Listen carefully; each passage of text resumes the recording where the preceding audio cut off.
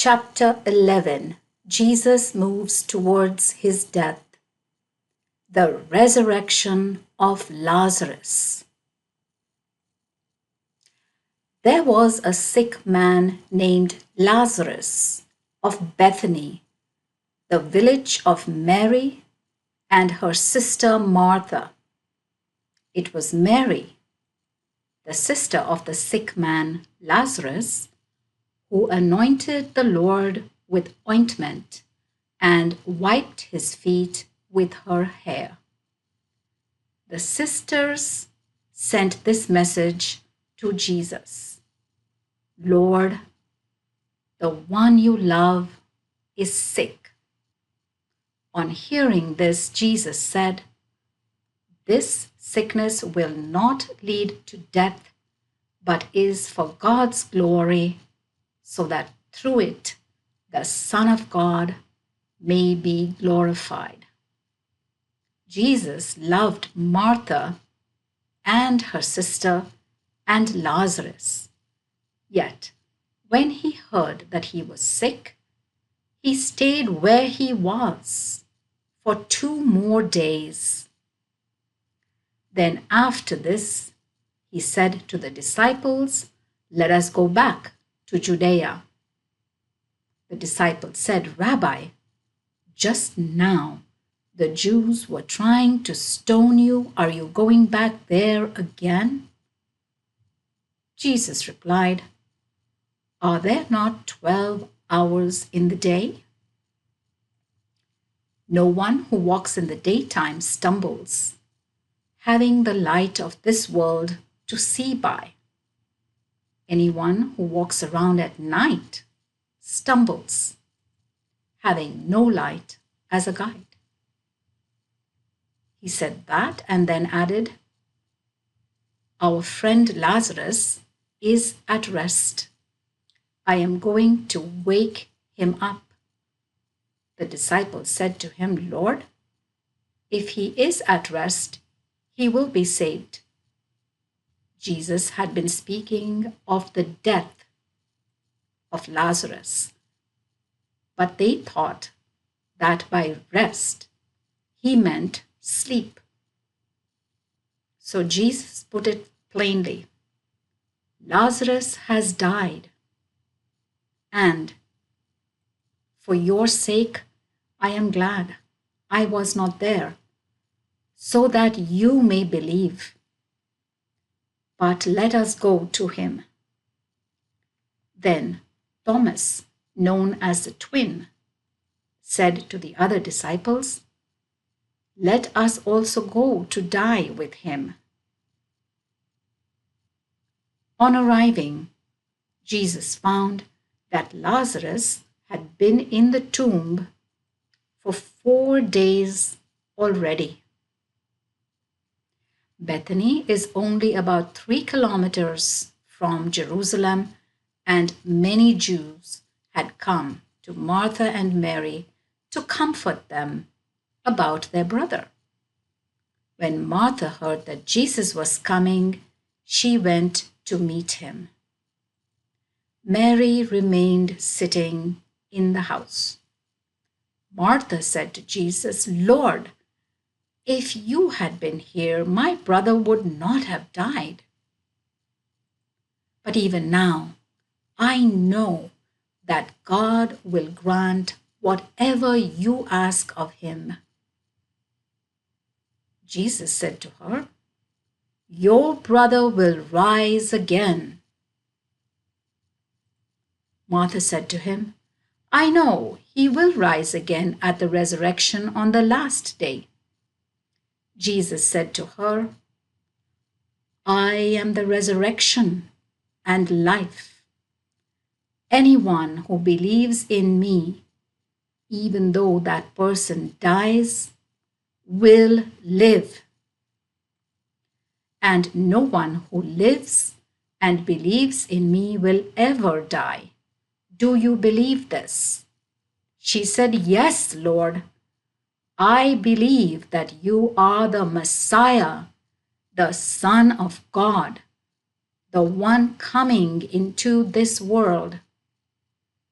When she had said this, she went and called her sister Mary, saying quietly, "The Master is here and is calling you." Hearing this, Mary got up quickly and went to him. Jesus had not yet come into the village. He was still at the place where Martha had met him. The Jews who were in the house, comforting Mary, seeing her get up quickly and go out, followed her, thinking that she was going to the tomb to weep there.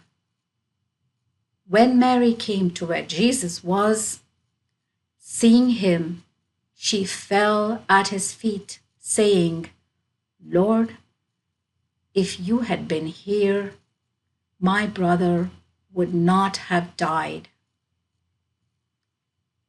When Jesus saw her weeping, and the Jews who had come with her also, he was distressed in spirit and profoundly moved. He said, "Where have you laid him?" They said, "Lord, come and see." Jesus wept.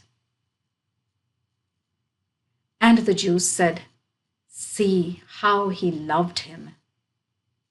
Some of them said, "Could not he who opened the eyes of the blind man have prevented this man from dying?" Again, inwardly distressed, Jesus reached the tomb. It was a cave, closed by a stone. Jesus said, "Take the stone away." Martha, the dead man's sister, said to him, "Lord, there is already a stench. He has been dead for 4 days." Jesus replied, "Have I not told you that if you believe, you will see the glory of God?" So they took the stone away. Then Jesus lifted up his eyes and said, "Father, I thank you for hearing my prayer. I myself knew that you hear me always, but I speak for the sake of all the crowd standing around me, so that they may believe that you sent me." When he had said this, he cried out in a loud voice, "Lazarus, come out!" The dead man came out, his feet and hands bound with strips of material, and his face wrapped in a cloth. Jesus said to them, "Unbind him and let him go." A reading from the Holy Gospel according to John chapter 11, the resurrection of Lazarus, part 2. The Jewish leaders decide on the death of Jesus. Many of the Jews who had come to visit Mary and had seen what he did believed in him. But some of them went to the Pharisees to tell them what Jesus had done. Then the chief priests and Pharisees called a meeting and said, "What are we doing? This man is working many signs. If we let him go on in this way, everybody will believe in him, and the Romans will come and take from us the holy place and our nation." One of them, Caiaphas, who was high priest that year, said, "You know nothing at all. You have not worked out that it is better for you that one man should die for the people rather than that the whole nation should perish." He did not speak in his own person, but as high priest of that year.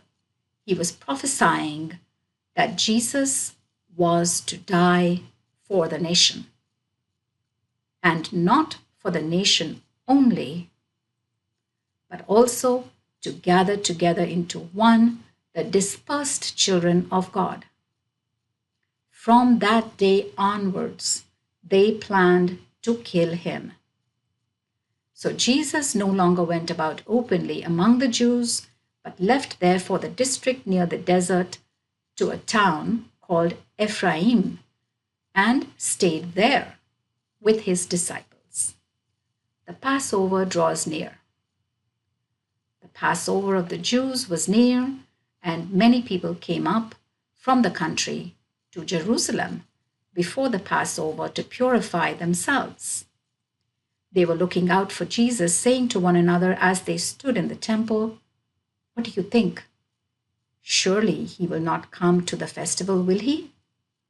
The chief priests and Pharisees had by now given orders that anyone who knew where he was should inform them so that they could arrest him.